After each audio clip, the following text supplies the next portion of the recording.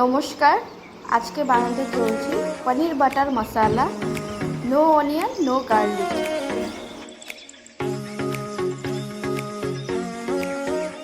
রেসিপিটা বানানোর জন্য যেসব মশলা লাগবে সেগুলো আমি আগে থেকে রেডি করে রেখেছি।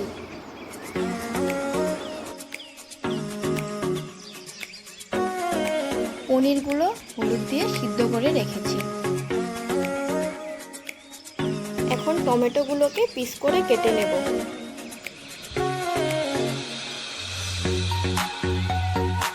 আদার টুকরোটাকে চপ করে নেব।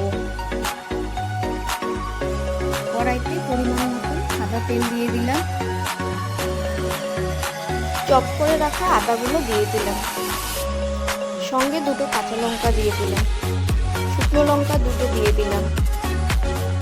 এখন কেটে রাখা টমেটোগুলো দিয়ে দিলাম।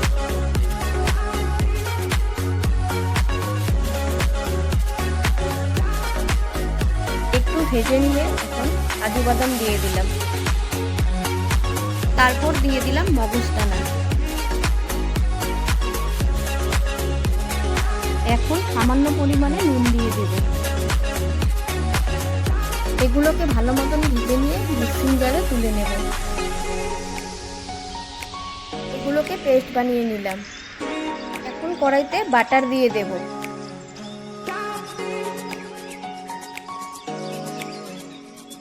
তারপর সেদ্ধ করে রাখা পনিরগুলো সামান্য নুন দিয়ে ভেজে নেব।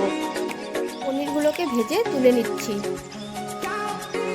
এখন ফোড়নে দেব শুকনো লঙ্কা, এলাচ, দারচিনি আর তেজপাতা।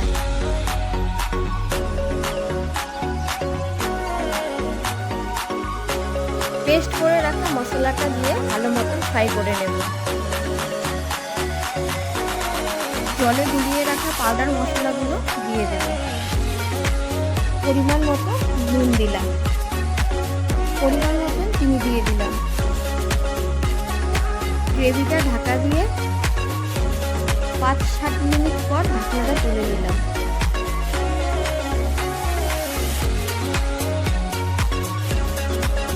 ভালো মতন মশলা দিয়ে ফ্রাই করে নিয়ে পরিমাণ মতন জল দিয়ে দিলাম।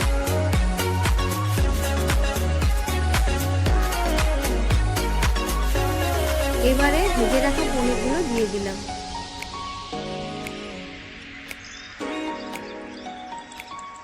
এখন কাসুরি মেথি দিয়ে দেব।